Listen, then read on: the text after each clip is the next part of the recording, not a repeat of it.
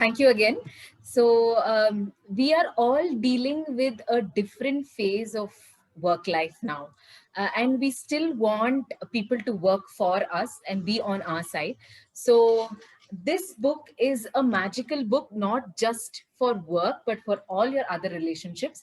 But since we are at home, I think it is more important to build our relationship with our colleagues, with our managers, with the boss we are reporting to, the subordinates who report to us. I think it is important that way to deal with them more nicely, where the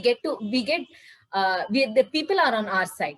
So I'll be talking about three different instances. Instance number one is when we are not the boss, and we are reporting to someone else. Second, when we are the boss, how best we can be.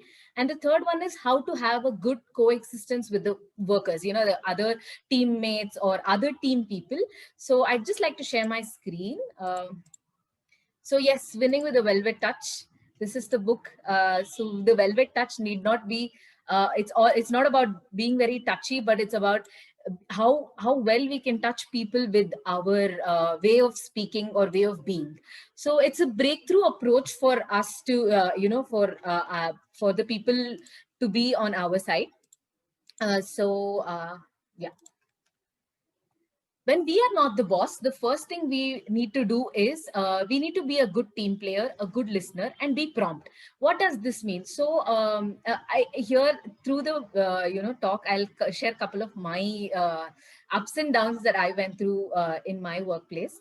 So being a bit good team player and good listener will actually improve the productivity as a team, because you are putting in your 100% and you are being prompt in whatever you're doing. And learn your boss's body language and habits. Why? Because you will know what time you need to speak what, where and how. All these three will matter on how well you know your boss's body language. So in my case, a couple of years ago, there were a lot of downs in my career at office, and I was not able to perform well. And I always bumped into my boss at the wrong time, when he was not in the right mood or he was not in the right state of mind. I have always bumped in, and it has obviously would not give me good results. So that's where my performance started decreasing, because I did not feel comfortable sharing my problems. So and the third one is, this is very important, because we are virtually connected now. Deviating off the topic is very common. So it's always good to stick to the topic and talk when asked, only for things that are relevant. And this is for all new joinees. You're learning new processes or whatever it is. So it's important for you to take notes, because it will help you in your future when you have to recall. Because if we are on the floor, we can just call some person and ask, but at this point of with this condition, we cannot. So it's better to make notes. And it's also important to maintain a friendly relationship with your boss, but know your boundaries, because if you get too personal, it might agitate the situation. And the last one is, ask for regular assessment, not just during your performance appraisals, your mid-year appraisals, but maybe every other month or quarterly, just to see how your performance is and where we can improve. And how you take the suggestions also matter. So that will help you improve. And one important tip: if your instinct says that your boss is having a bad day, wait for an opportunity and then address a sensitive issue that you want to share. So the next one is, if obviously we all want to be leaders, right? So we will have a team to manage. So how can we be the best boss? A few points here is, it's always important to encourage and give the space to the other person, and not discourage or disparage the team, because that way we will get the best results out of them.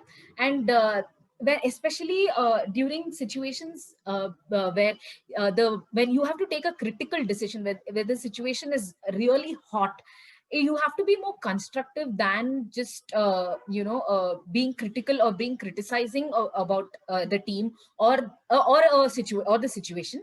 And it's always good to end with a compliment, because even if you speak 1,000 things in the beginning, if you end it well, people will remember that, saying that, okay, we were encouraged, let's do the best.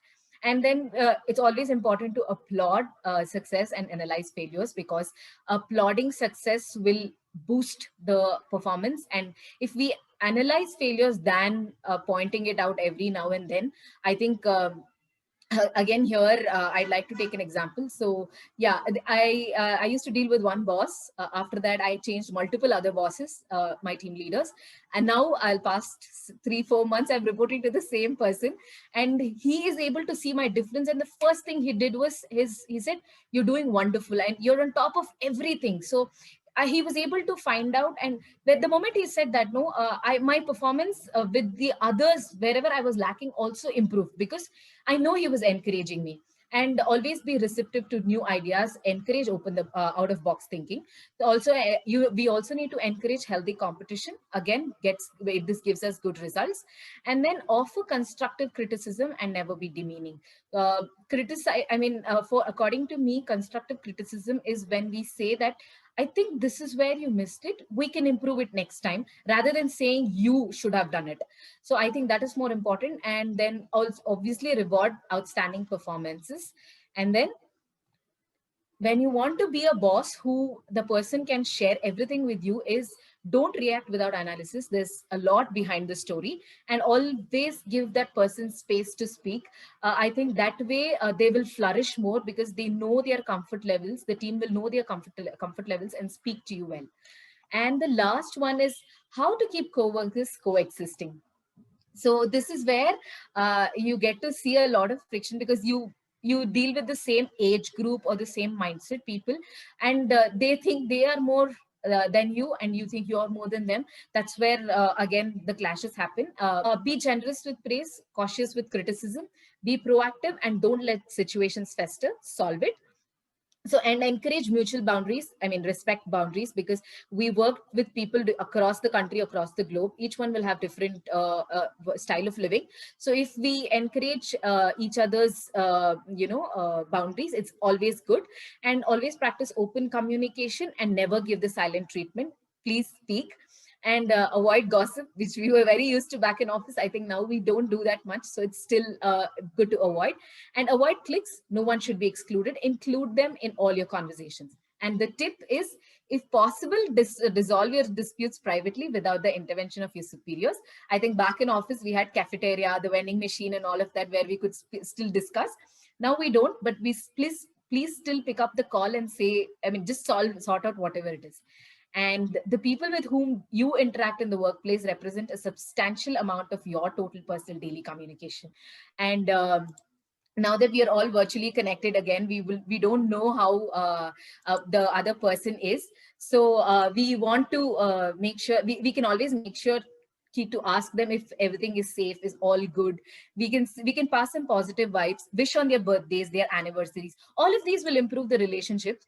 So this will give better results even outside, when you go in the team, go into another team as well. So this is what I wanted to share. Yeah. Thank you, Saurabh.